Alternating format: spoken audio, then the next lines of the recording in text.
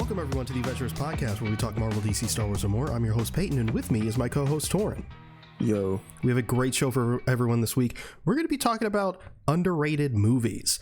And of course, the news of the week. There's going to be time codes in the description or the show notes if you want to jump around. And with that, let's just get right into the news. First, we have the Mandalorian and Grogu trailer. It's look, man. I gotta get off the internet. It's a trailer. Yeah, I watched this trailer. I was like, hell yeah, Mandalorian and Grogu, hell yeah. I get on Twitter. Why does it look like that? Why does it look so ugly? This is what we're doing. What happened to Star Wars? I'm fucking over it, man. Like I said, bro, Star Wars fans never know what they want, man. Bro, it's not even Star. It's just everything now. I am exhausted. Like these self-proclaimed letterbox cinephiles who just automatically have a degree in color grading and everything and cinematography. Yeah, like sometimes it's warranted. Like Wicked, that shit's hideous.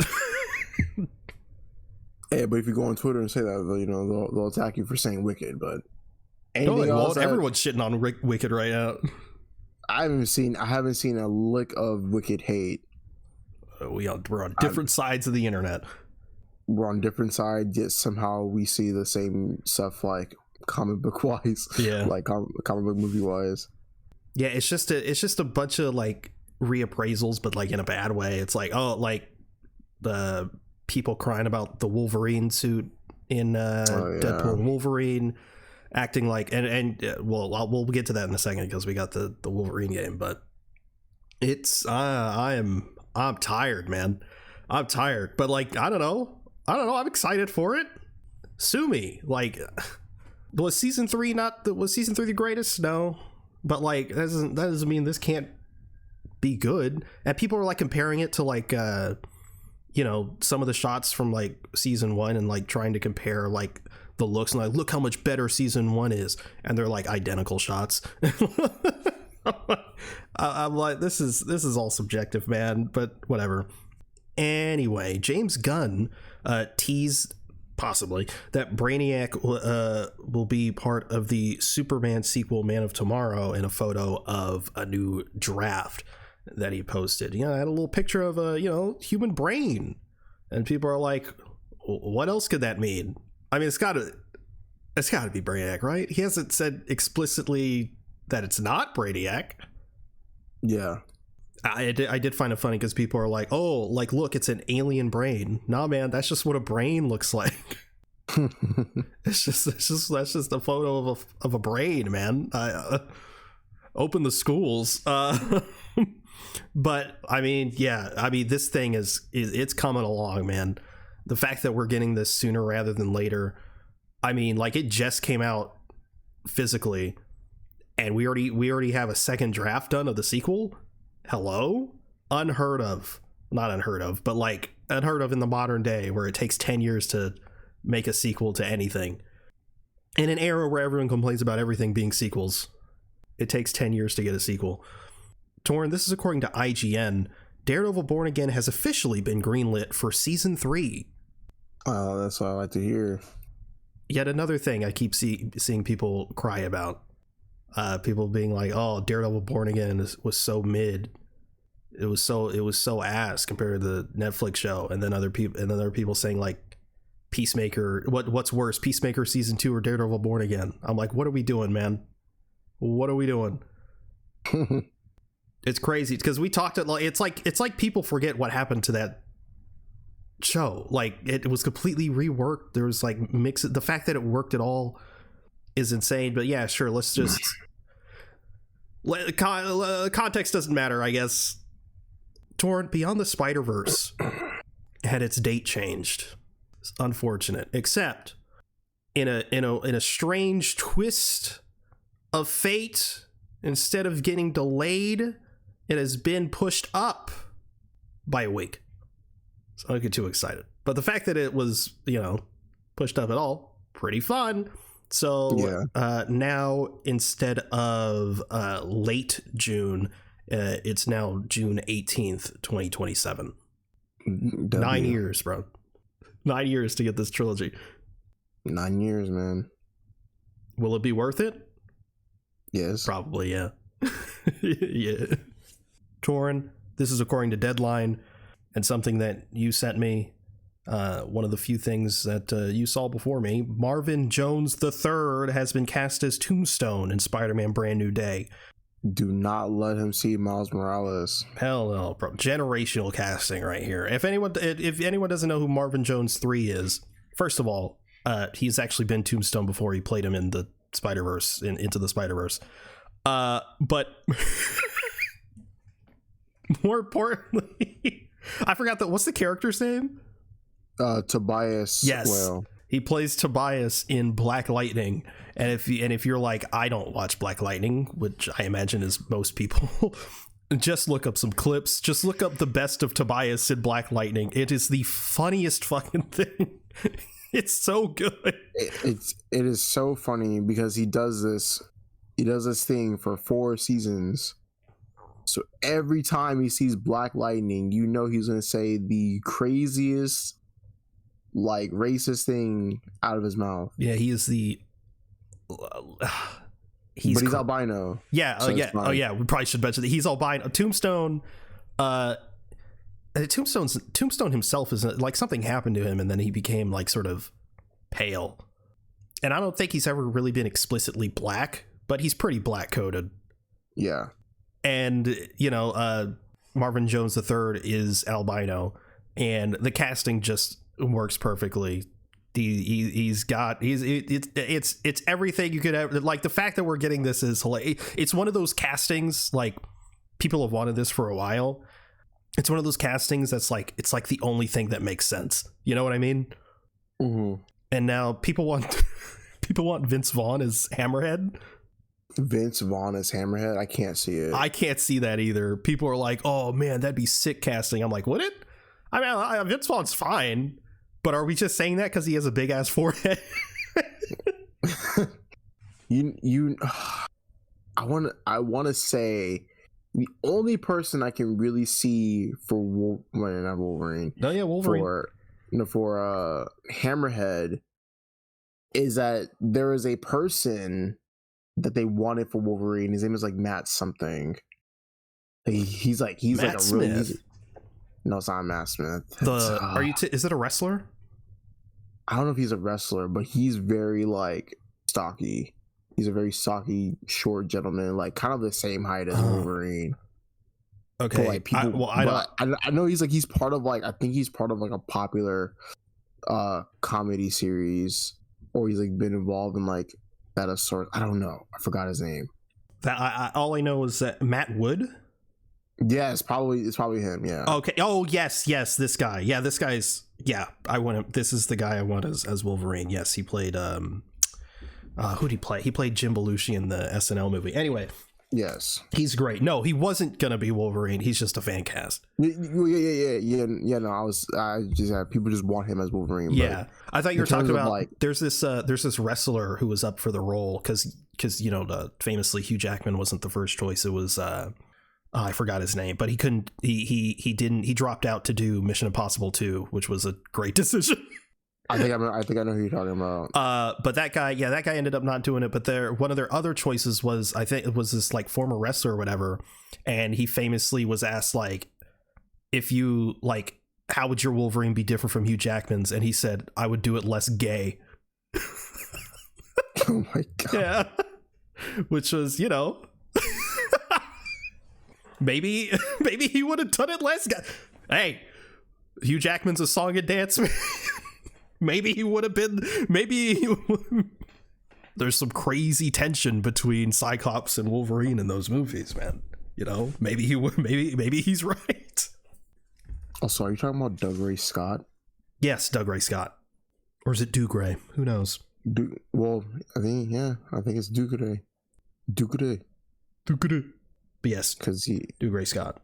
He's Scottish. Man, thank God that I don't see it. I don't see it at all. But he had it.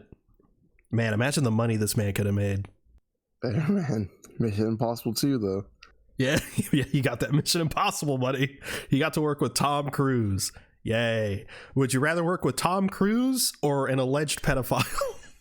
Tom Cruise, man. Yeah. Yeah, I don't like Tom Cruise, but if I had to choose. Yeah, Torn's a big fan of Bryan Singer. Anyway, moving on. No, I am not. Have you seen Bohemian Rhapsody? I have, yeah. Yeah. It's all right. Yeah, it was fine. It gets a lot of shit, which I mean, fair enough. I didn't dislike it as much as a lot of other people did. Should he have won the Oscar? I don't know about that. Rami Malek, that is.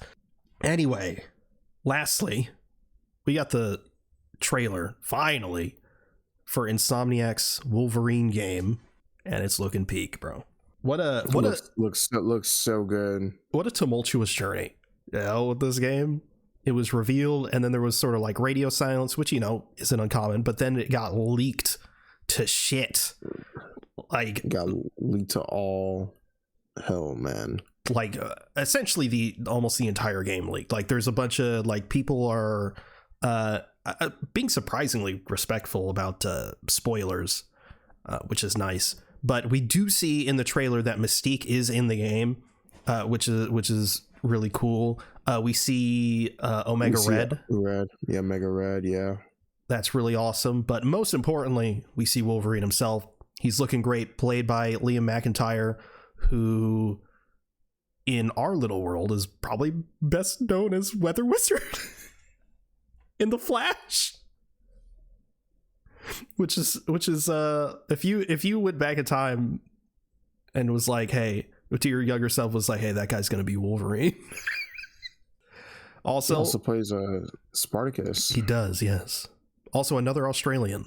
I don't know what it is about Australians and Wolverine. And he voiced Phoenix in Gears of War. I never played Gears of War, bro. And then he's also Captain Boomerang in the DC AMU. He is? Yeah, he's Captain Boomerang. Oh, he's only in like a couple episodes. No, he's in a lot of movies. Oh, in the movies. Yeah, the animated movie universe. Oh, you did say AMU. That's my bad. Yeah, it's okay. That's my bad. I thought you were talking about the DCAU. No. Apologies. And then he's also in Fallen Order. Plays Terran Malicos. Yes. Yeah, he's a good actor. I like him. He has a great voice for Wolverine. That line at the end where he's like, I forgot the line, but he said, I'm not something. I'm Wolverine. I was like, yeah, he's got it. I don't know how I feel about the face model. Maybe I'm too used to Hubert Jackman, but good enough. Look, man. All I know is that it's here, and I wanted to see the people. Actually, I did see one on Twitter. Someone was like, "Man, we are never getting that Wolverine game," and then like he quote tweets his own tweet. He's like, "You know what? Like that's my bad, bro. my fault, dog." Yeah, I keep seeing it, or I kept seeing it in tweets that was like games announced that have already been canceled, and it's like, well, no, like people keep saying like the Marvel 1943 game is like, I've never seen a more canceled game in my life. And it's like, I think we're getting it. There's been like leaked gameplay and shit. Like it's coming. It's just it looks crazy graphically. So I'm curious if they're I think they just want to really polish that shit. Yeah. But the gore looks impeccable. There's the one where he does like the uppercut. Yeah. With the claws that I love, but there's also one where he does a regular jab through the head, and it's like, it's one thing if you're just like slicing, but when he sticks it through somebody's head and then pulls back, but the body keeps kind of drags with it for a second. So good. It's so good. I love that people were like thinking they were gonna like fumble with the blood, but. And there's also a part in the trailer where like I don't know, man, you can call me psychotic or what, but like where he's just like stabbing someone like over and over. I love that, man. Like he's just like dude, just going at it. But what a fun character. And people hate that motherfucker because he's popular. Like he's cool as shit. Come on. Wolverine is cool. Am I the biggest Wolverine fan? Not really, but he's good. He's cool. I personally like Batman's mentor, Cyclops, a lot more. Jesus. Dead meme, bro. No, Dead meme. it's not even a dead meme, bro. It's a dead They're meme. actually making an amalgamation comic. I did see that. And guess who's writing it? Me? Zeb Wells. Oh, yeah. No, I'm kidding. Oh. Well, Zeb Wells wrote Marvel Zombies, the show. He did write Marvel Zombies, yeah. Great choice. You do not like that show, bro. It's not, I don't know. I don't know how I feel about Zeb Wells as a writer, period. Because, like, I don't hate everything he's ever done. Like, no. Like, I think he even did some, like, work on She-Hulk, the show. I don't know. Wait, he wrote the Daredevil episode. I'm pretty sure he wrote the Daredevil episode of She-Hulk, which is one of the best episodes in that show. So I don't know. I'm pretty. Someone can fact check me on that, but I'm pretty sure he wrote that episode. But we see Wolverine in his like regular sort of shirt and jeans sort of look, and then we see him in the actual suit. Again, seen a bunch of people complain about it. I saw someone say it's like, oh, I'm so tired of Wolverine like wearing like armored suits. Like, he has a healing factor. Like, why is he wearing armor? And then someone quoted him, ratioed the shit out of him, and was like, just because he can heal doesn't mean he likes to get shot. Yeah, I did see that too. But yeah, I mean, the suit's fine. I don't fucking know, man. What I hate people, man. Some of the most entitled motherfuckers in the world. I swear to God. Look, I just want to see. I want like just a crazy amount of costumes in this. I mean, I know we're gonna get, but I'm gonna rock the MCU one just to piss people off. I hope they add like Ultimate Wolverine or something. They're pretty cool. Oh, I can't believe it doesn't look exactly like the comics. I can't believe it's not exactly 1-to-1. Why are they making it realistic? And then fucking Rivals fans, bro. Yeah, this suit's inspired by this comic. Why is it exactly the same? It should be exactly the same. Fucking hate it here, man. Like, I gotta, like, because it's mostly from Twitter, but like Twitter's where I get all my news. So I don't know. I don't like, Blue Sky was cool, but like the place where ain't shit going on in Blue Sky, bro. Well, exactly. That's why I'd want to move there. But the problem is the accounts where I get my news like very sporadically posts on there, so it's not really up to date. And I'm just like, well, what the fuck am I supposed to do, man? where am I supposed to go? But it is what it is. Wolverine, when does it come out? Fall 2026. Yeah, not that in the grand scheme of things, not that far off, unless it gets delayed. But I don't think it will, actually. I think it's actually going to keep that release date, unless they move it back because GTA gets delayed and they don't want to compete with GTA. That's the only outcome I can see happening with that. But anyway, that is the news of the week, which means it's time to move on to our topic, which is underrated movies. We did I don't even remember when, a while ago, we did underrated superhero movies, but no one cares about superhero movies. It's 2025. No one cares. So we're just going to do regular movies. Do you have one in mind? See, like, look, I'm just going to get this one out of the way because I was thinking about this movie. Sinners. No, it's not Sinners. It's actually Fear Street, Prom Night, and Prom Queen. I thought you hated those. I fucking hate that movie, bro. Okay, you're doing a bit. Okay. So I was like, what? So it's weird because like this movie is like kind of like it's kind of underrated, but I would kind of say it's properly rated.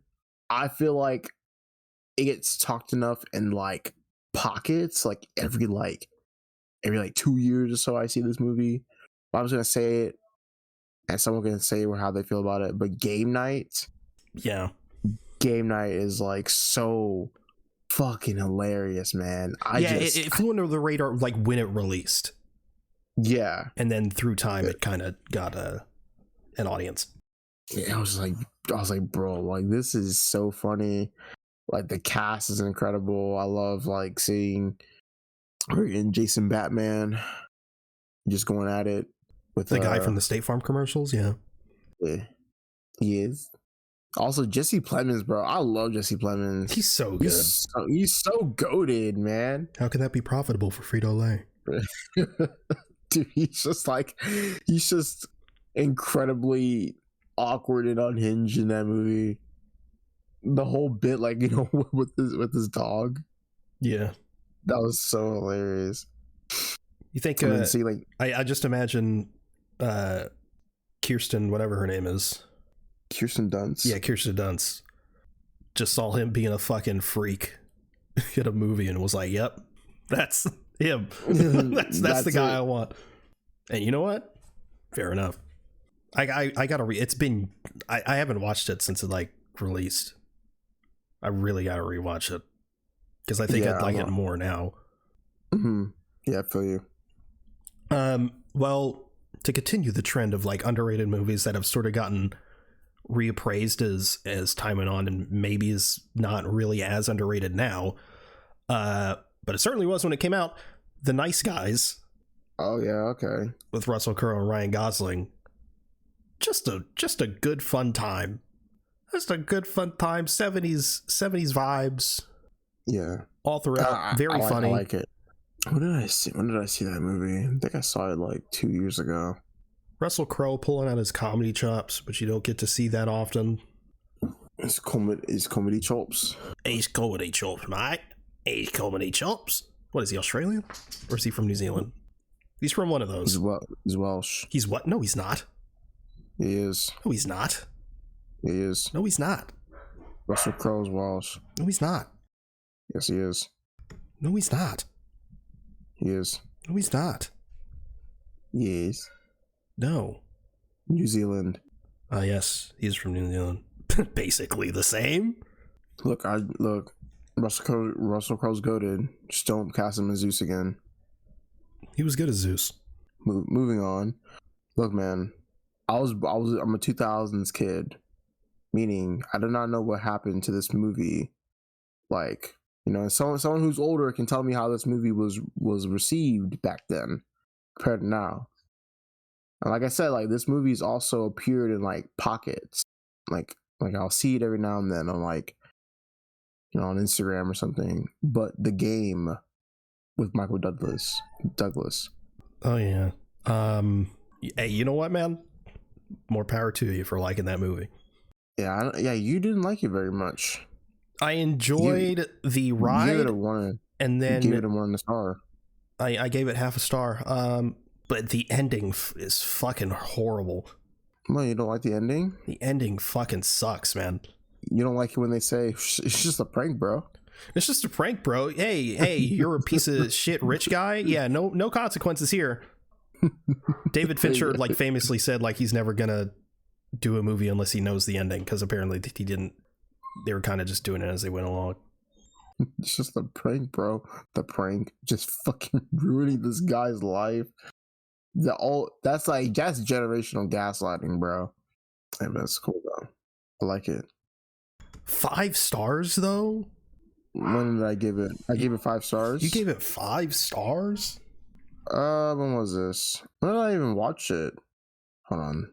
The Game. The Game. Yeah, I gave it 5 stars. How do you check and see like when you logged something? I don't know. Yeah, I gave it. I gave it a 5. It will be in my diary, but I thought I could look at it when I searched it up. But yeah, I did give it a 5. Yeah, I'm a big fan of like movies like that, like where just motherfuckers getting gaslighted, and like you said, you know, I like the journey of it. I like the journey. I like seeing the fact that, I mean, maybe it wasn't as hard hitting as it could have been, but I just like where there's like, hey man, it's movies like that, or like you know, like a Knives Out or a Truman Show are so everything rides on its ending. Because if the ending doesn't work, the movie doesn't work. Okay. So now that I know to gaslight Peyton. Oh my god. Terrible movie. It wasn't actually terrible. I think I gave it like a 3.5 stars. It a 3.5. Yeah. That's fair. That's fair to say. Might have to drop it to a 3, not gonna lie. That's fine. Hey, that's fine, bro. That's fine. That's cool. That's cool. That's fine. That's fine. It's fine, bro. Okay. Here is a more outright underrated one. Self-Reliance. This was I believe a Hulu. Yeah, it's a Hulu original. Mm-hmm. The directorial debut of Jake Johnson, who also stars in it. It's just a really fun time. Similar in premise to like The Running Man. He basically he wins $1 million if but like everyone is like attempting to kill him, and if no one kills him in like I think 24 hours, then he wins the $1 million. But I think the twist is that they can only kill him if he's alone. So if he's with people, then they can't go after him because it has to be like in secret. So he's like figuring out ways to like stay with other people, and then he starts like thinking like he can't trust any. It's a solid movie, and definitely a really solid directorial debut. Again, Jake Johnson's in it, Anna Kendrick's in it, Andy Samberg's in it. He's not in it that much, but he's in it, and he plays himself. It's just Andy Samberg's in it. It's just a really solid film because it's a Hulu original. It's on Hulu or Disney Plus if you have the bundle. But yeah, that one's it's definitely a solid one. I think it came out just like a few years ago. It's pretty recent. Yeah, I never heard of that movie in my life. Not surprised. It just kind of flew under the radar. So that's why it's underrated. Let's see.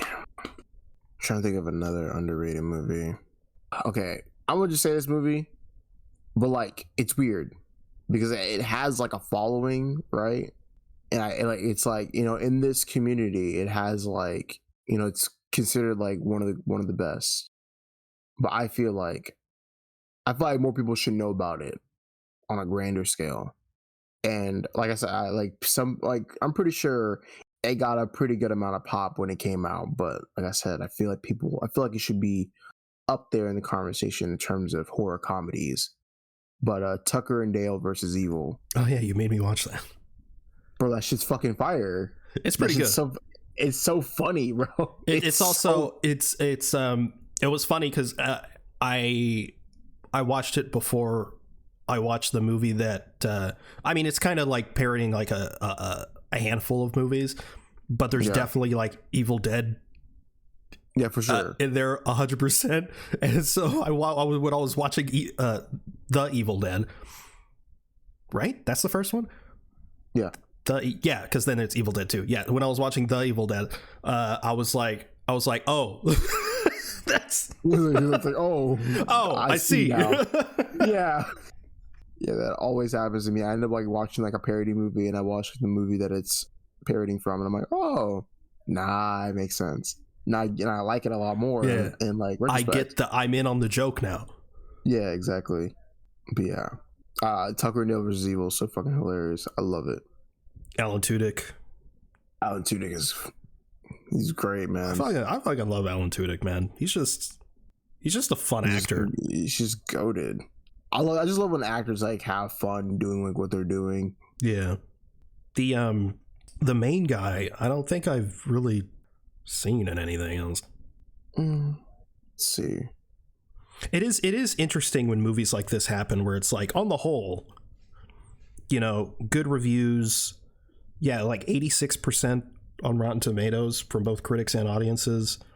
And has a pretty high score on Letterboxd. I mean, it came out in 2010, but like I can't imagine it was like an expensive movie. So I'm like, I'm always curious, like when a movie like this happens, how whether it's like the filmmakers or some of the actors in it don't go on to do bigger, better things necessarily.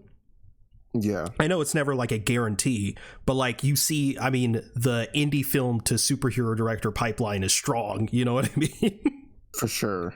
And especially like this to like 2010, like, I don't know.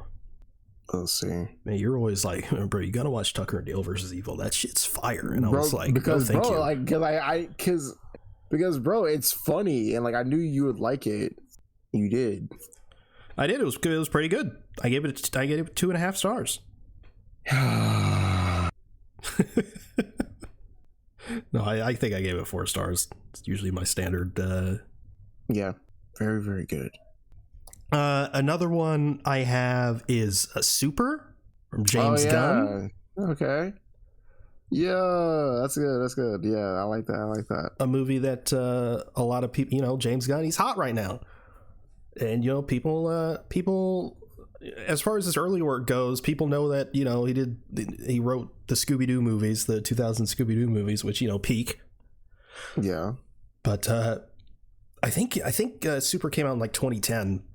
It came out in 2010 as well, yeah. Really not that long before Guardians of the Galaxy, where he did Super starring Rainn Wilson, Elliot Page, Kevin Bacon?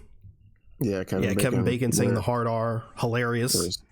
Kevin Bacon saying the hard R, and then Elliot Page essaying Rainn Wilson.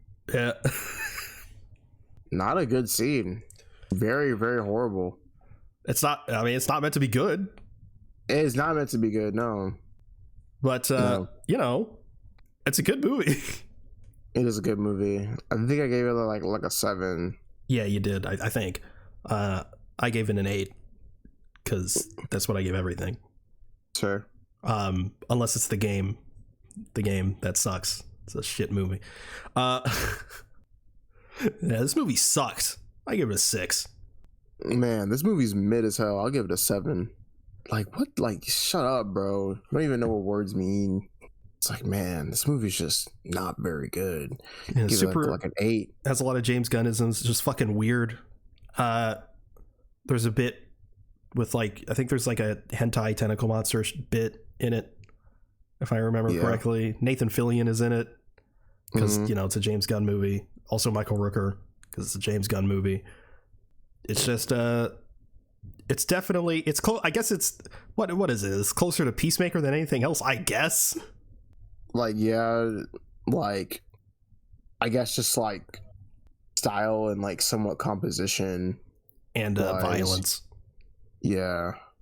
And subject matter, I guess. I want to watch Slither.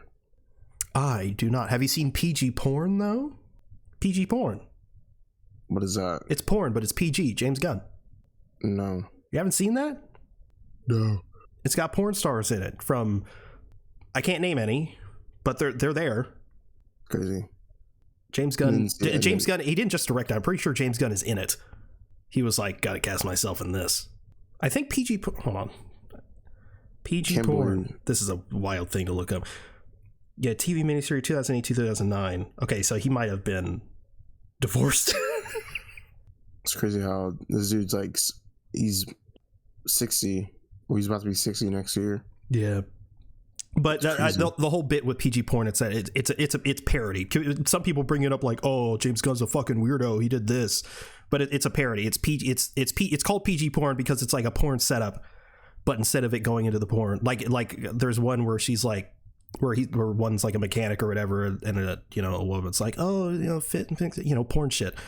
And then he's like, all right, it's fixed. And she's like, oh, how could I ever repay you? And he's like, I don't know, money, like whatever. It's like, hey, you can go. But yeah, Super good shit.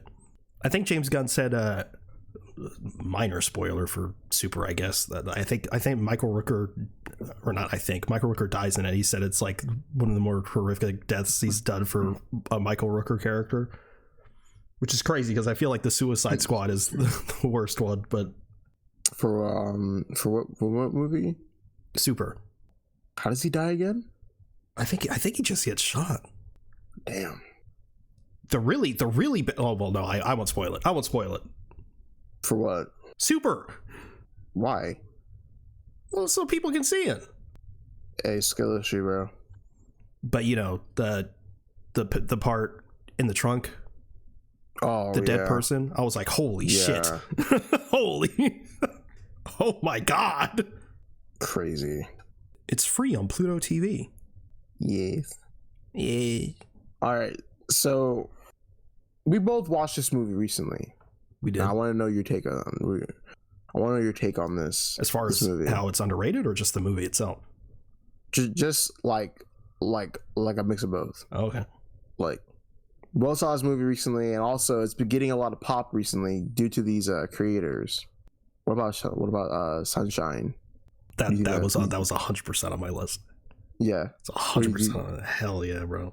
Yeah, Sunshine is so good.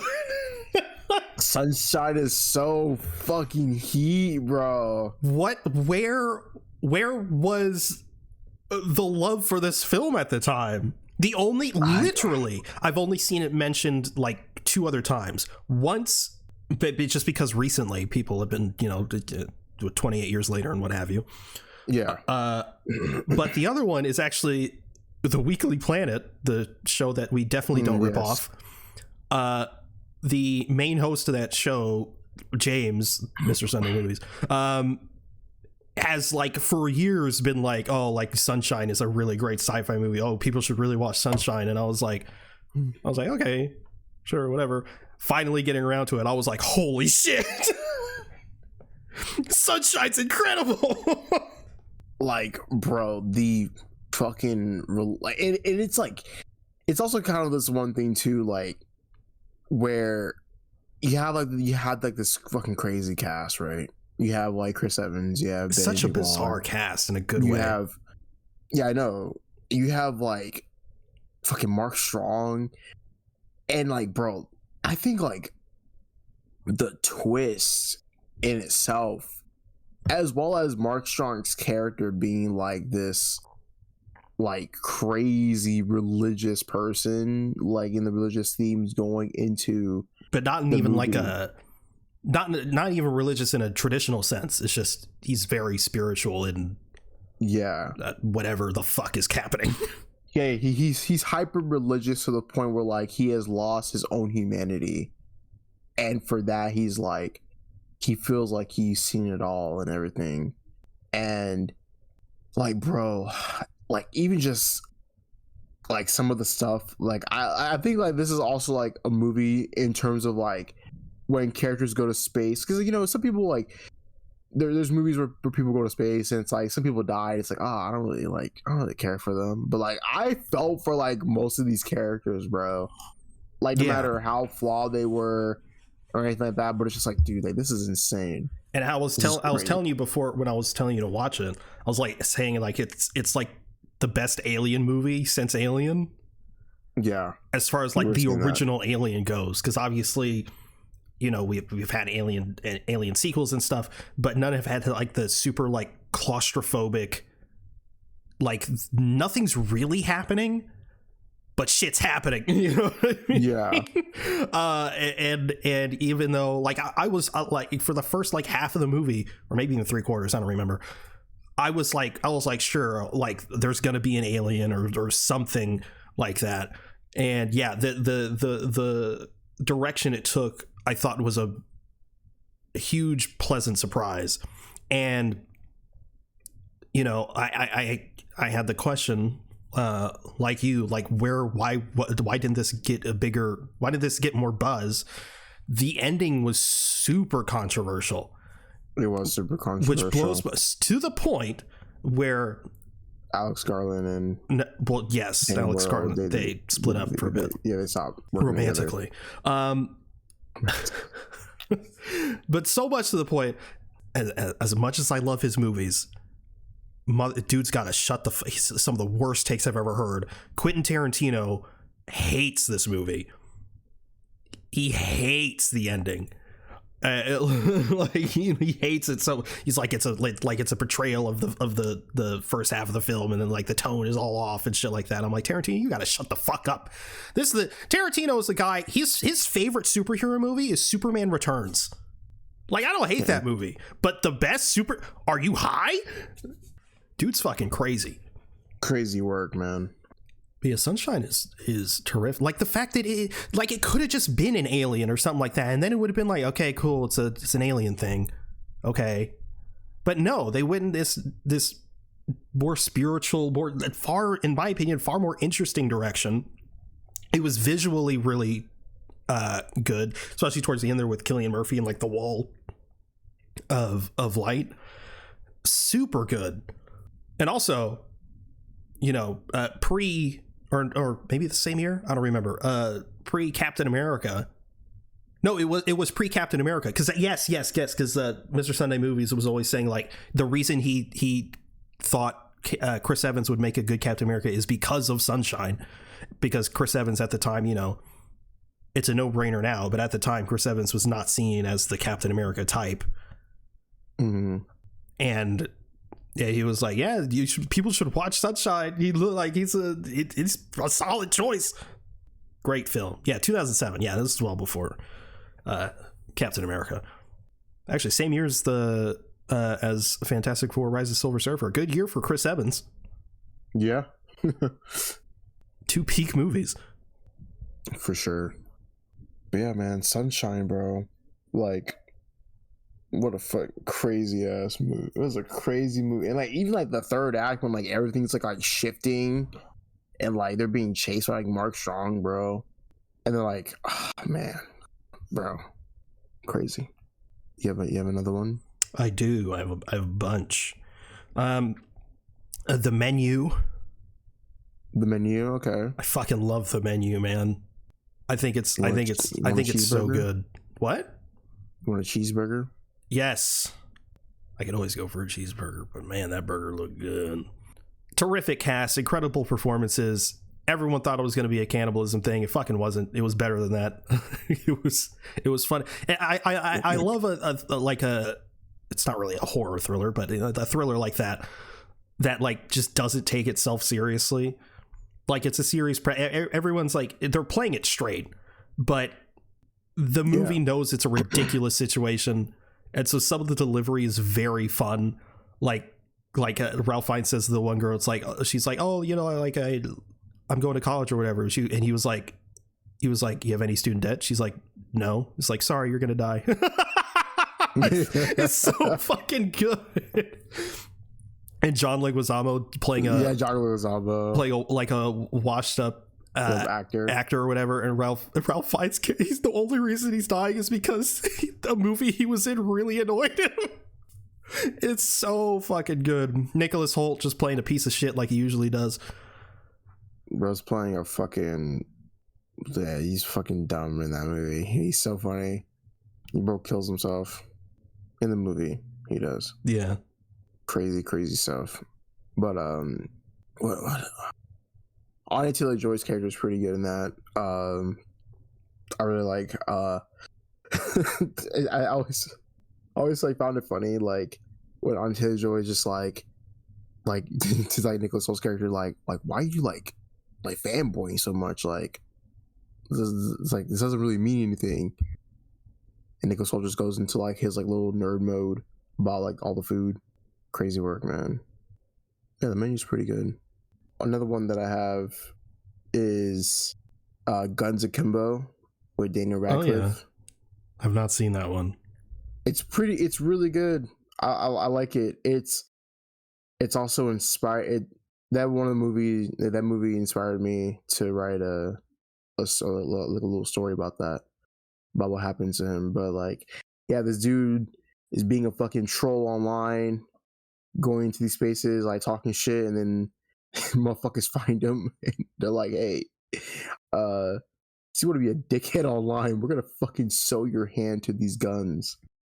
And I really, really like it. It's like this really hyper realistic style of filmmaking, very bright visuals, this like paranoid, anxiety filled like type of shots. I think the movie's like really, really cool. It also has like, Samara Weaving in it, and she's always great. She's so great. And it also reminds me like a little bit of like Hardcore Henry, which is also another one on my list. But yeah, Guns Akimbo, really, really good. You should watch it, especially because you're a bigger Call of Duty fan than I am. You will like Guns Akimbo. My next one is from a series that's not necessarily underrated, but the movie in the series is underrated. The King's Man. Yeah, the prequel, that's underrated for a reason, buddy. The prequel to Kingsman, the Kingsman films, I think pretty solid, to be honest. The second of the Kingsman movies, The Golden Circle, was a massive disappointment. It was very sad, because the first one is just very fucking good. So the Kingsman was definitely going to be, a different thing. It was in, what was it, World War I or whatever. Like, I don't know, man. I thought it was fun, but people acted like it was just fucking horrendous. There was a part of it that was horrendous, to be fair. The post-credit scene. The majority of it was, bro. You have not seen it. Why would I? Bro. Because it's Matthew Vaughn. Yeah, you know what else Matthew Vaughn did? Kick-Ass. Argyle. He did Argyle, and that shit was ass. He also did Kick-Ass. Yeah, that's ass too, buddy. He also did X-Men First Class. Yeah, well, that's good. No, I'm kidding. Argyle is fine. Kick-Ass is amazing. So you're saying I should watch this movie? The Kingsman? Yes. Kingsman. Okay, let's see. Let's see what it's on. The Kingsman. Wait, have you seen Argyle? Yeah. Yeah, you saw that shit was it was something. It was. You saw the Kingsman reference. Yes, I did. Oh, it's on Disney Plus. Dang, yikes! Wait, I think I still have it. I will watch the Kingsman later, like on in like Disney Plus and Hulu. Another one I have is The Devil All the Time, which Delusions. Delusions. Fucking wild ass Robert Pattinson, bro. Crazy accent, bro. But yeah, Tom Holland, Robert Pattinson, great performances from each. It's one of those movies that just like flew under the radar, and like to give people like a sense of like the quality of the movie. It's not like a movie that came and went because like it was like mid or whatever. For the most part, it's like people enjoyed it. I think it's because it was, it's a Netflix movie. I believe it released like sort of like during the pandemic, when everything's like was fucking flooded with stuff. To give a sense of its quality, I'm subscribed to a guy. Do you know I Hate Everything? No. YouTuber by the name of I Hate Everything. He hates everything. Not really. I really like him because despite the name, he doesn't just shit on everything just to shit on it. He actually, number one, he doesn't only talk about stuff he doesn't like, so the name's a bit misleading. But when he does talk about stuff he doesn't like, he actually gives legitimate reasons and doesn't just shit on it to shit on it. So I really respect him for that. But he's a very harsh critic. If he does not give like fives just to everything. To him, a mid movie is a mid movie. So if he scores it on Letterboxd, it's going to be a 2 or a 2.5. And he really enjoyed like Superman. Like he made a video about it. He was like, it was really good. The chemistry was great, and this and that. It had issues or whatever. He gave it a 3.5. He's a harsh critic, but he's not a piece of shit. Anyway. All that to say, he gave The Devil All the Time a 4-star, which for him is pretty fucking high. Yeah. Yeah, and it's really good. Honestly, it's one of those movies that I always recommend because people, cry about Tom Holland. Oh, he's not a good actor. This is one of those movies where it's like if you think he's a bad actor, you're number one, you're just wrong. Number two, this is one of those movies that you should watch if to actually see a better performance out of Tom Holland that isn't just, whoa, what's that? Whoa, Mr. Stark. Whoa, Spider-Man. Whoa. Yeah. These poor Spider-Man actors, man. They always get a bad rap. Everyone thinks they can't act, and then they have to do other shit outside of that to prove that no, they can't act, except Tobey Maguire. I want to see Tobey Maguire in more things. Well, I thought he was gonna make a comeback because after No Way Home, like he was in Babylon. Yeah, and he was good in Babylon, but then he just hasn't been anything. I don't know. He got his fill. He was like, all right, or maybe he got the money from the money from No Way Home hit his bank account. He was like, all right, I can retire again. No, please, Tobey Maguire, for hearing me. I need you. I need you to a TV series. You don't gotta do a movie. Be like in a show. Be like in an episode or two, please. It's not gonna happen. Oh, please. Was that it? Like for all of it? No, for all of it. I'm talking like for the Devil All the Time. Shit, I guess. Yeah. Okay. Unless you're gonna watch it. What do you mean? You gonna watch it? I've seen The Devil All the Time. No, you fucking haven't. I have. Why isn't it rated on Letterboxd? Well, it came out like 2018, right? 2020. 2020? Yeah. Let me see. Leia gave it a 4.5. Probably because I didn't know how to work Letterboxd back then. Leia gave it a 4.5. That's pretty for Leia. Either it's really good or she's insane. Like her Iron Man 2 rating. Oh my goodness, bro. 4.5. Yeah, you gave it a 4. So you watched Devil All the Time? I did, yeah. And you liked it?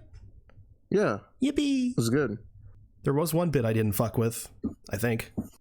What? That's the same movie. Bit? There's a bit with a spider, I think. Oh, yeah, I do remember that. So I think it's like 2 scenes with like a little spider. Yeah. I love Robert Pattinson in that fucking movie. He's so fucking funny, but also a pedophile. Yeah, I know. Gosh. Man. Good, yeah, it was a good movie. I don't know what it is. Robert Pattinson playing pedophiles, bro. I don't know, man. If I had a nickel for every time that Robert Pattinson played a pedophile, I'd have 2 nickels, which isn't a lot, but it's weird that it happened twice. As far as I know, I haven't seen every Robert Pattinson movie. Anyway, you have another one? Going back to when I said about Guns Akimbo, I mentioned Hardcore Henry. Yeah. Now, Hardcore Henry, man, like, look, I feel like every gamer should watch Hardcore Henry because it's filmed entirely in the first person style and it's Russian. You know how Russians get down. They always be, you know, they be going a little crazy. But Hardcore Henry, but dude, like, I'm gonna tell you how underrated Hardcore Henry is. I still remember this vividly to this day. Like, I remember this movie was getting pushed like a little bit on YouTube at the time. And all, you know, like, we were like, man, like, we should go watch it, right? Like, all, you know, for my friends, we were like, you know, in high school at the time. And like, hey, man, we should go watch Hardcore Henry. Like, you know, it's like this first person, like, hyper realistic, like, shooter film, right? Bought tickets for it because, like, we bought tickets for it early because, like, we were like, man, we don't want it to sell out. Like, this movie's gonna bang. We were the only ones in the theater. Wait, so you thought the movie was gonna bang? Dude, I thought the movie was gonna be good, bro. I like, at least I was like, man, like, this movie is like, it's gonna fill up so many seats because, like, it looks so crazy and looks so, like, just, yeah, no, it looks nuts. That shit had flop written all over it. It, unfortunately, bro. Well, I mean, it did well in the box office. Like, it was a $2 million budget and it made almost $17 million. So the movie is like, you know, it made profit, thankfully. But like, bro, like, I hear no one talk about Hardcore Henry to this day. So I'm like, bro, like, I gotta be the one to do it. So like, I've seen people talk about it, but only because like from like a filming standpoint, not necessarily a how the movie is standpoint. So I think the movie is good, bro. Like, it's like it manages to keep you on your toes all the time, bro. And it's like it's just like one of those like things where it's like man, like, they're not gonna do this, and they end up doing it, and they keep doing it over and over, and it's so fun. It's such a fun movie, and Hardcore Henry is underrated. I think a lot of people should watch it. Never seen it. You should watch it. It's on Apple TV if you have it. I do not have it. Oh, never mind. You would have to rent it. I hate when they do that stupid stuff. It's so stupid. Wait, so it is on Apple TV or it's not? It's on Apple TV, but you have to rent it. Right. Okay. Yeah. So it's stupid. It's on Apple TV, but it's not on Apple TV Plus. Yes. So. Bro, you know what sucks? What? Like, Hoodwinked isn't on fucking anything. Yeah, why would it be? Bro, like, I fucking hate you. Like the physical shit, like, some people are selling that shit for like $100. I'm like, are we fucking for real, bro? It's borderline lost media. Yeah, it should be. Were you about to say what's up with being hoodwinked? Yeah, what's up with you and Hoodwinked? It's an incredible movie. Incredible? Have you seen it?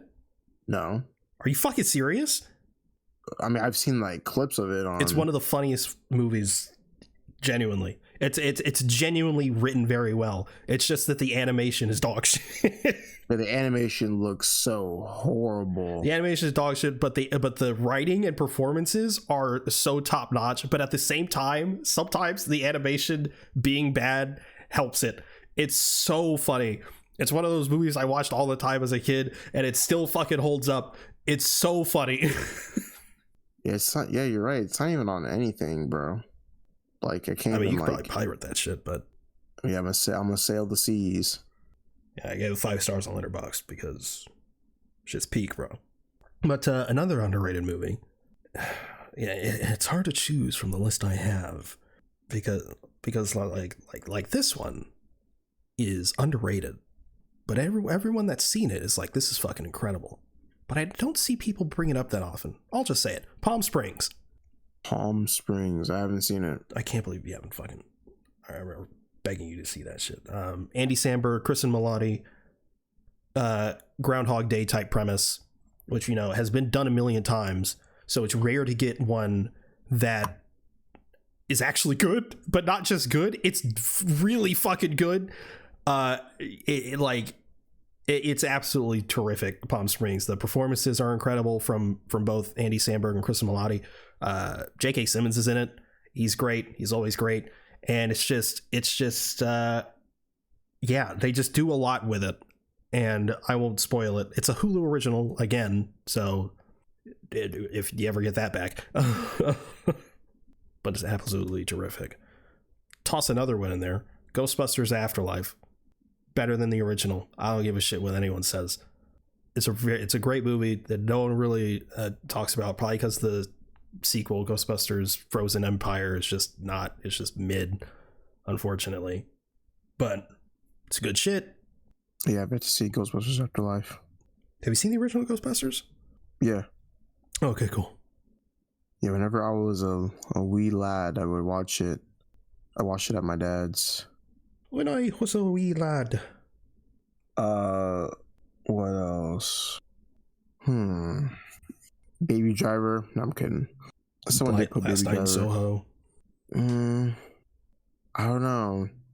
I feel like, I mean, one would say it's underrated. I don't know. I mean, I think it's good. I'm just unsure about its like standing at the moment. Amsterdam. You seen Amsterdam? Which one is that? The one with Taylor Swift? Yeah, the one she gets like ran over with that harsh fucking cut, bro. That shit looks terrible. That shit looks fucking. It's insane, bro. Like I actually just saw the clip like recently. Yeah. Like, God, bro, they didn't even try. Like, you see the cut, it's like night and day, bro. Yeah. I'm pretty sure that like the lighting changed. The director is a terrible person. Who directed it? I don't David remember. O. Russell. Oh yeah, didn't he have like some shit against him? He's said a lot of crook stuff, but he also groped his trans niece and claimed that she wanted it. Yeah. Yeesh. That's insane. Yeesh. He's still getting work though. Oh my gosh, bro. Hey, that's He's still. Taylor you. Swift was like, "Yeah, I'll be in the movie." Christian Bale. Would you say The Prestige is underrated? Not anymore. It's like, I think it used to be, but like it's on like the top 250 on Letterboxd now. That's fair. Okay. People are aware of it at this point, I think. But it definitely used to be but yeah. Okay. I'm still trying to think of one. You can say another one. Chippendale Rescue Rangers. Oh yeah. Okay. The live action ish Chippendale movie that, by all accounts, should have been a train wreck. And it's not like the best movie in the world, but it's just one of those movies that has no business being as good as it is. It's like, why is this working? You have John Mulaney and Andy Samberg as Chippendale. it's like the closest thing we've gotten to Who Framed Roger Rabbit since Who Framed Roger Rabbit. Ugly Sonic is in it, which is a good bit. There's a really funny bit where a bunch of animated characters that Seth Rogen has played show up. Yeah, which is a really good bit. J.K. Simmons is also in it again. He's great. It's just it's a kids movie. It's very simple and very stupid, but it has one of the funniest bits in one of these kids movies I've seen in a really long time is in this movie that I think about a lot, where he's like they're trying to find like a secret passage and they go to have you seen this? No, I've not seen Chip and Dale. Chip and Dale go to a cheese shop and they're trying to like go to a secret hideout, and the cheese shop guy is like a Muppet style. He's sort of like Swedish Chef, but not really, and he's selling cheese, and he has like an Italian accent. He's like, oh, what kind of cheese you want? Do we have a Gouda, a Brie? And they say like the password or whatever, and he just stops moving. His eyebrows furrows. You guys cops. It's so fucking good. Oh, Peter Pan's in it, but he's like the villain, and he's like fat and ugly.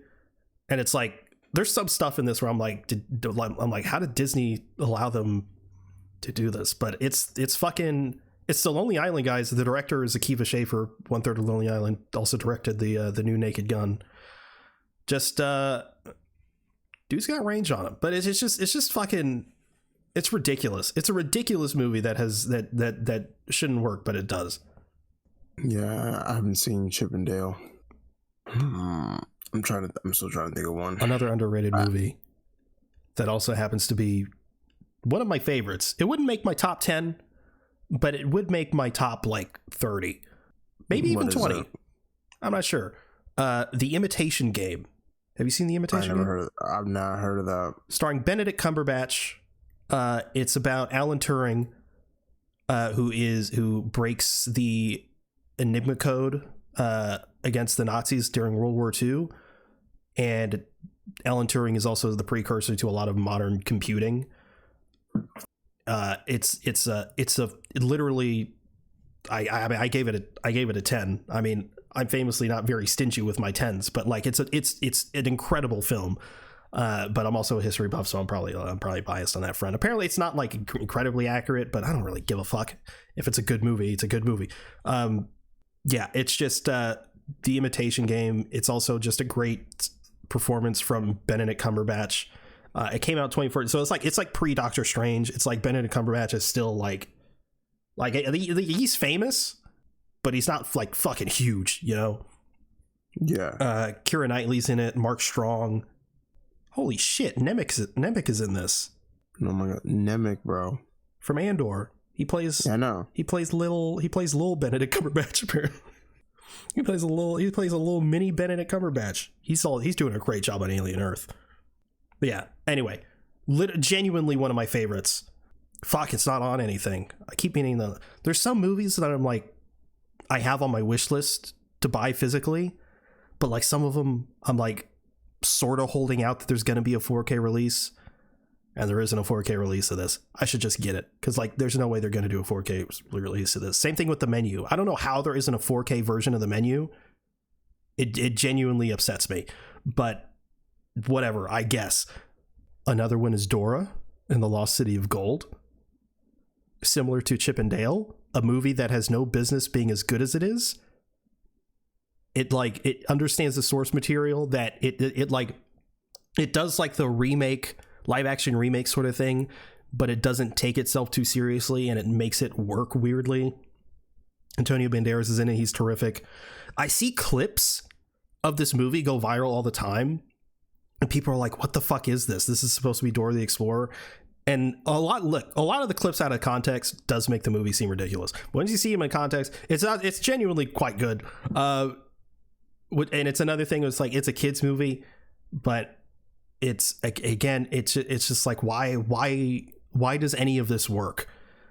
There's the really funny clip that I wish they did more with, at the beginning of the film that seems to go viral a lot, where it's Dora at the dinner table, and she like looks at the camera and she's like, "Can you say gracias or whatever?"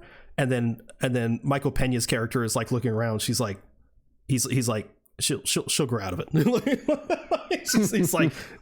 He's like, oh no, this little girl's fucking crazy. She'll grow out of it. It's crazy. I think I'm tapped out. Can't think of another one. Oh, shotgun a couple here then. Fighting with My Family. Yeah, I never heard of that. Florence Pugh. She's trying to get into women's wrestling, but like, you know, fake wrestling, like WWE shit. It's a great family movie. This is also like an early movie for like Florence Pugh, kinda. It's just it was before Florence Pugh was fucking Florence Pugh, you know what I mean? It came out in 2019, so it's like she was big, but she wasn't fucking huge. It came out the same year as Midsummer. It's just really delightful. You also get to see Florence Pugh with black hair, and I think that's fun. She plays like this sort of like goth-ish kind of girl who's just really into wrestling. Her whole family's into wrestling. Her and her brother want to get into the WWE, and they both try out together. And you know, she gets really, really far. The Rock's in it. There, you know, again, this is one of those movies where it's like The Rock is playing himself, but like he does in everything. But sometimes if he locks in, he does some really funny shit. It's like it's her and her brother, and they meet The Rock, and they're like, "Oh my god, The Rock, we're such huge fans." And he's like on, and he's like, "Oh, thanks guys, you know, you're doing great. Keep doing what you're doing." Whatever. He goes to leave, and they're like, "Oh, Mr. The Rock," or whatever. He's like, "Yep." And they say whatever, they compliment him again or whatever. He's like, "All right," goes to leave. It's like, "Oh, The Rock," and he's just like, "God damn it, what?" It's just sometimes when The Rock locks in, he's pretty funny. This was on my list for a while, and like it just wasn't on anything, and then finally it was on, I don't know, fucking Peacock or whatever. It's on Amazon Prime right now. Okay, I could watch that. You could watch. It's genuinely it's a really great movie, directed by Stephen Merchant, who I think should direct more things. If you don't know who Stephen Merchant is, he plays Calabast in Logan. Okay. Also, you know, co-created The Office or whatever, but you know, who cares about that? He was in Logan. Yeah, Logan over The Office any day. That's on God. Anyway, last on my list, Christopher Robin. Christopher Robin? Christopher, come back to the 100-acre wood. Where's the 1,000-acre wood? I don't fucking remember. I fucking love this movie, man. We've 100% talked about it on this podcast before when Will was here, because that's in his top 10 movies of all time, Christopher Robin. Such a delightful film. A live action version of these characters, and it's like it has the live action look to it where it's like dark and sort of and not very vibrant, but tonally it is so endearing and so earnest, and all the characters still look fucking adorable. I want a little plush of that version of Winnie the Pooh so badly, because he's just like, he looks real in the sense that he looks like a stuffed animal. Like it doesn't look like Winnie the Pooh. It looks like a little bear that happens to be, I don't know. Point is, terrific. It's a terrific movie. Ewan McGregor, Torn's favorite actress, Haley Atwell. Oh yes. Torn loves Captain Carter. Yes. Yes. Oh, I have another one. I have another one. Look. So a the Minecraft other one movie. I want. No, it's not that. It is called. No, it's not Thunderbolts. Where is it? What is it called? I think it's. When did this movie come out? Avengers Endgame. No, it's not that. House of Darkness. House of Darkness with Justin Long. House of Dark. That actually sounds familiar. It has Kate Bosworth in it as well. It's a reimagining of Dracula. And you know, Justin Long, he's a horror legend. He's very goated.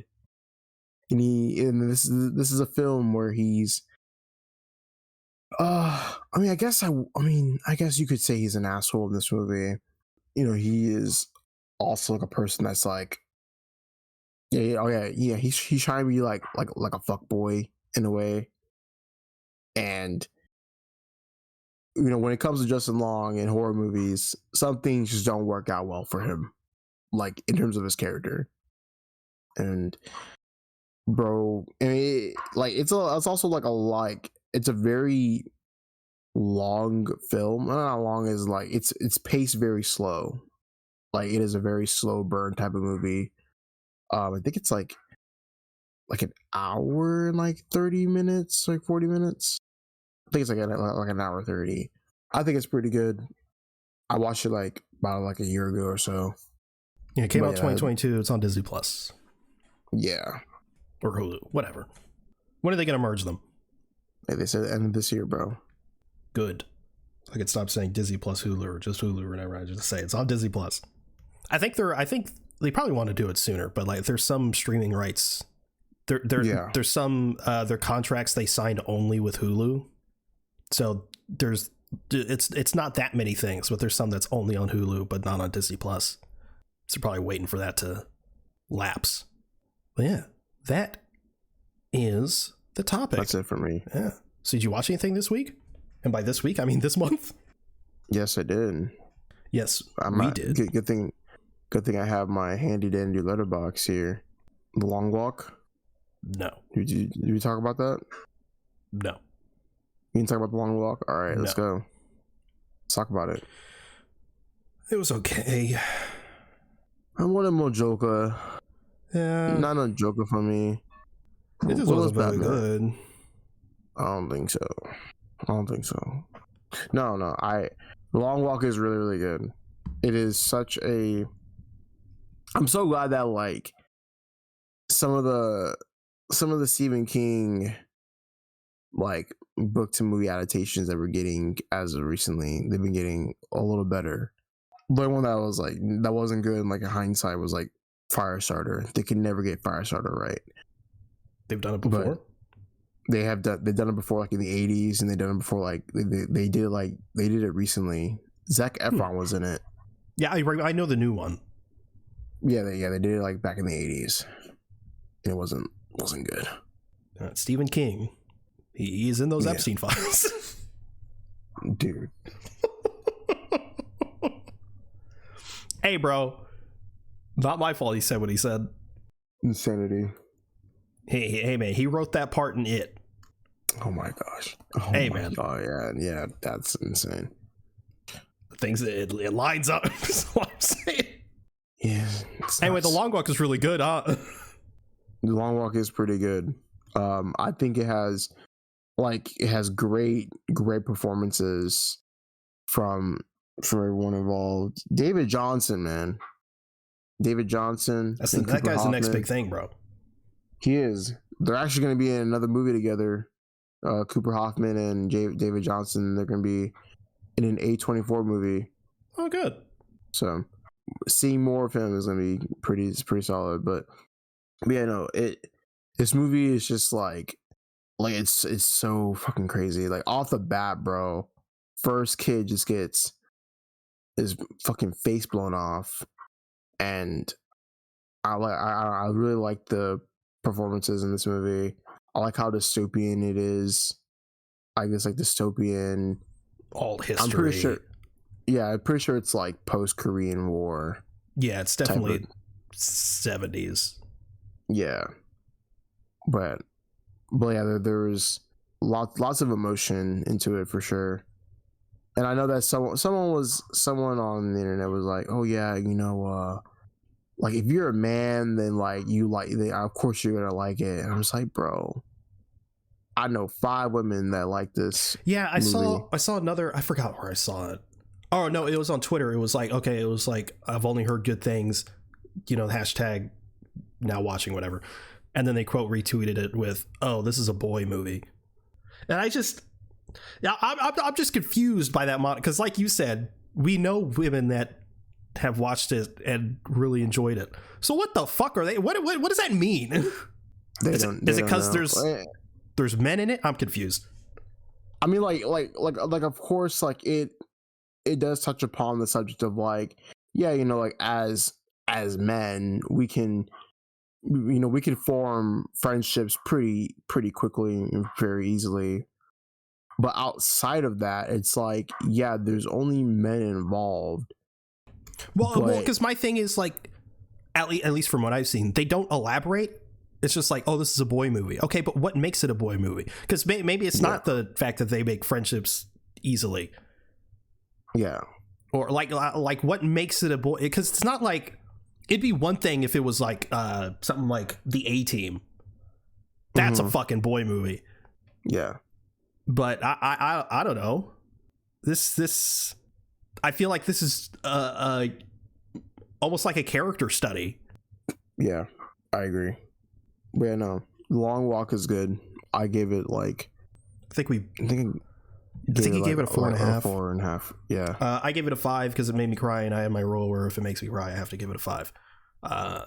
But I would also probably give it a 4. I think I said 8.5. But I would. It's closer. Yeah. It's closer to a 4.5 than it is a 4 for me. Yeah, sure. And then we also watched The Roses. Yes. Delightful. Very, very great dark comedy with Benedict Cumberbatch and Olivia Colman. Great chemistry.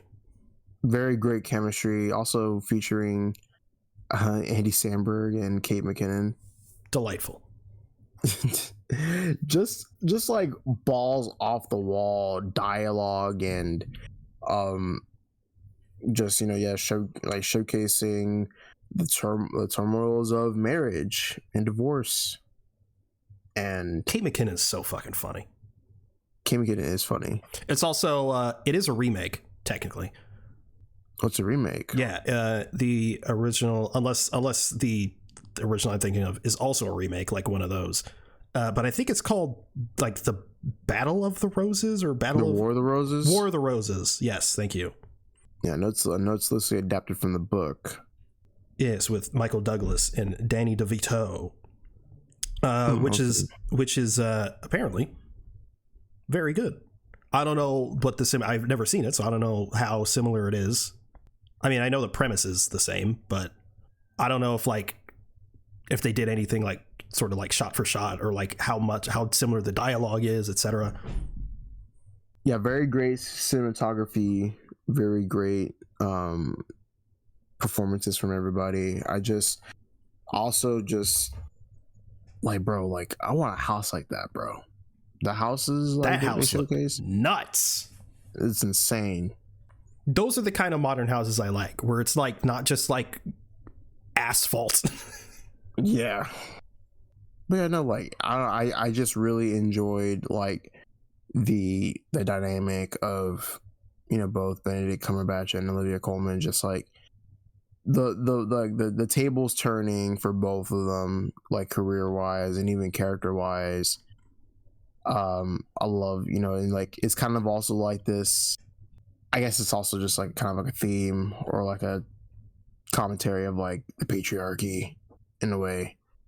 You know, the woman becoming the breadwinner but like the guys like taking care of the kids and like it's more like balancing not only your relationship but your personal life with your work life. It's just really good. I also did think it was look, is it realistic? Not necessarily, but it is funny how the kids were just like gung-ho about all the fitness shit. Yeah, I know. And then one of my favorite lines is like, it's like, oh yeah, you know, we can't eat that. We signed a contract with Dad. And it's like, oh, it's more so of an agreement. That was pretty funny. But yeah, no, I like the movie a lot. I gave it a 4. Yeah. God, I want Benedict Cumberbatch to do more comedy stuff. Yeah, bro, it was really nice. He was so funny in the Phoenician Scheme. Right at the end, bro. He's like they're chasing each other around. This is so fun. I love that movie, bro.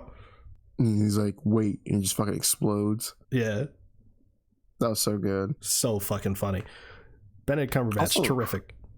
For sure. I also like the contrast of like that time, like we're at the movies, we're watching something super fucking depressing, and then we just at the end of the night off, we just something like just to laugh about. Barbenheimer 2.0. Pretty much. With the long walk and the roses. The rose walk. The long roses. Doesn't have the same ring to it, does it? No, it doesn't. Just trying to make something. And then I watched probably a contender for the movie of the year. Shut the fuck up. Him, directed by Justin Tipping and produced by Jordan Peele. I know Jordan Peele pissed, bro. Yeah. I know he's pissed. I know he's fucking pissed, bro. Wait, for which angle? Because I'm thinking he's pissed because people think he directed it. I think he's pissed just because like him isn't like doing so well, and Weapons is. Oh yeah, because he what? Yeah. Poor Jordan Peele, man. Hey, you'll get him next year though. But yeah, I know. So I wanted to see him because it looked very, very interesting. I'm not into football, and in terms of like football, like they don't really go. I mean, the whole movie is the premise around it is around football. Well, like I thought they were gonna go like into football in the sense of like they're gonna be talking about like different drills and like doing all this type of stuff, but like it's like if you know about football from a general sense, you're gonna get it because they don't go too crazy into it. I think Marlon Wayans and Tariq Withers, they did really, really well as a duo. I like some of the visuals. It's a very, very like it was like this very like experimental, flashy kind of like just these visuals are very, very insane. But this is something that I liked. I don't know if like anyone else on the podcast has played Skate 3 or they do like the Hollow Meat stuff, but there's like a lot of scenes where like it just the visuals like show like the X-rays skeleton, the X-rays and stuff like that. Yeah, I heard it was at least like visually interesting. It just didn't. Yeah, it's visually interesting, and it's one of those things to where there's a lot of like religious stuff, and it's a take and commentary on like not only like Christian and satanic and stuff, but it's like for like Freemasonry, right? Because the whole thing is that like Marlon Wayans' character, obviously he's like he's like this great football star. I mean, he's pretty much like the in-universe like Tom Brady. Dude won like 8 rings. He's like considered like the greatest of all time and everything, and he's trying to find a successor. And it's one of those things where it's like, oh yeah, the team he's playing on, which is funnily enough, they're called the San Antonio Saviors.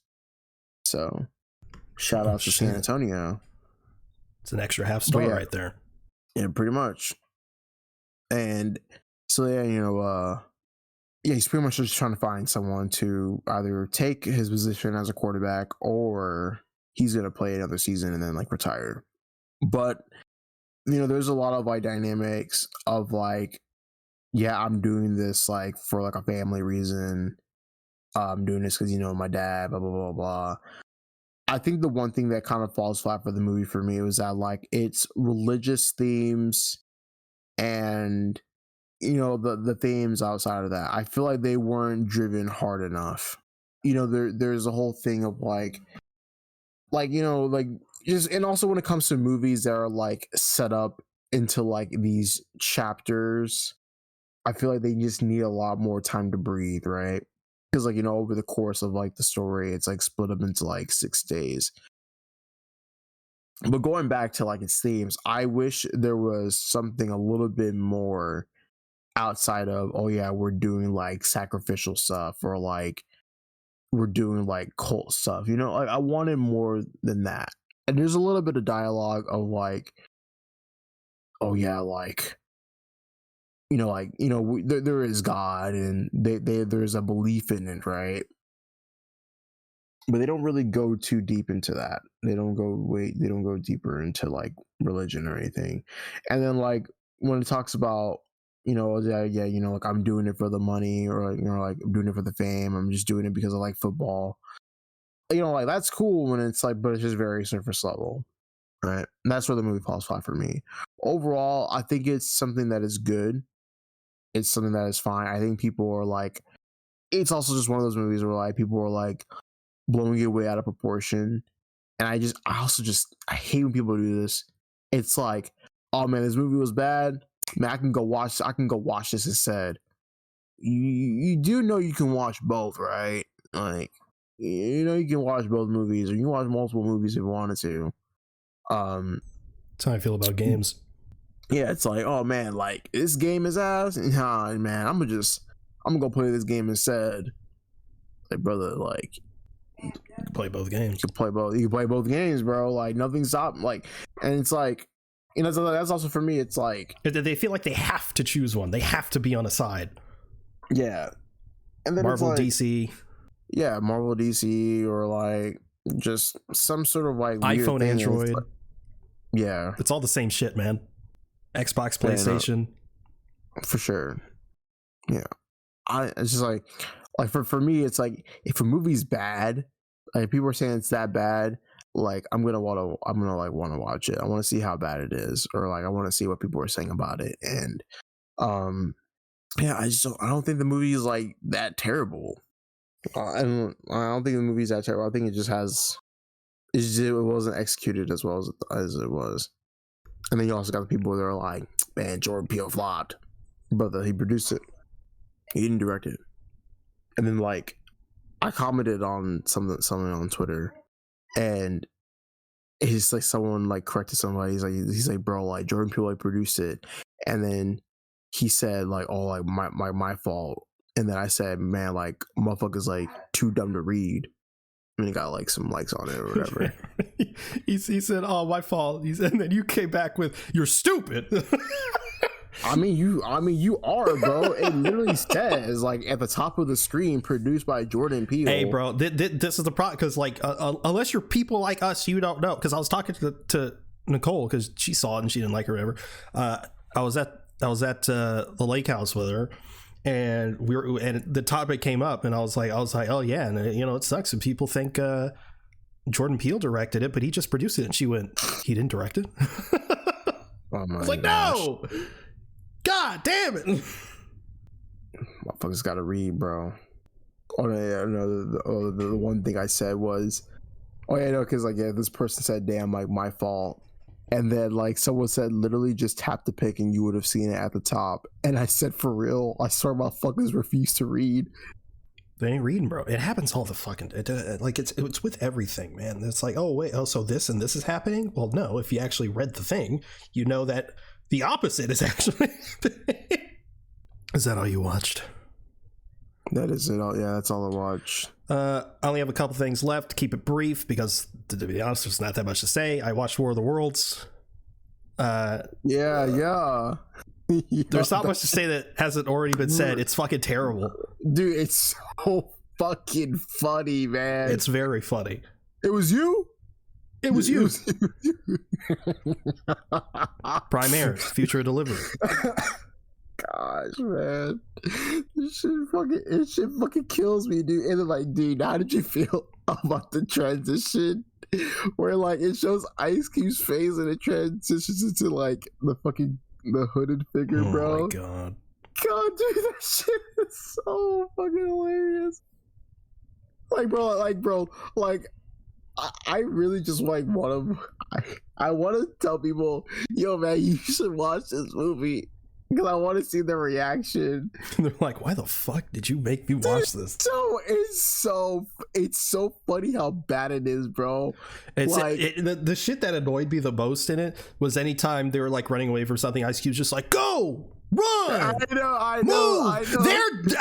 That's exactly what do you think they're doing? And then when like I don't know why they gave the son like two like fake death moments, and then like And for both of them, Ice Cube shows like barely any emotion. He's just like, oh fuck. no.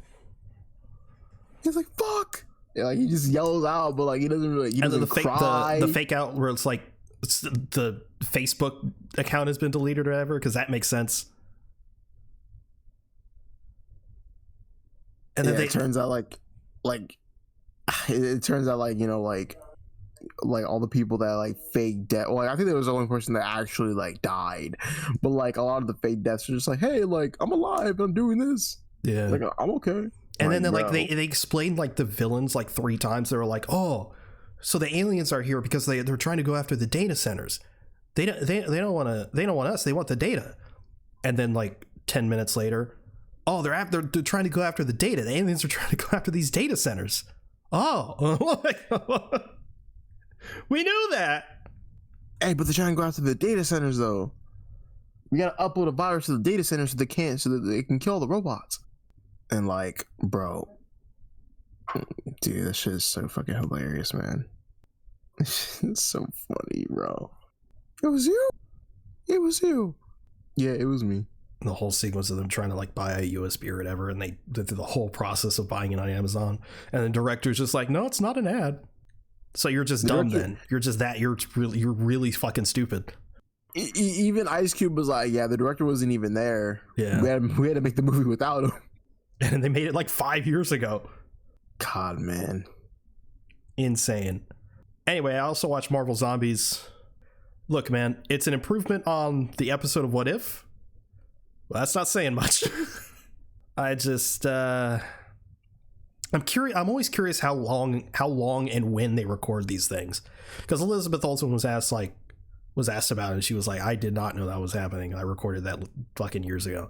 So like I feel like they're shooting something and they're like, hey, we need to pull you aside because we did do some voiceover for this thing, and then they do it and they forget about it.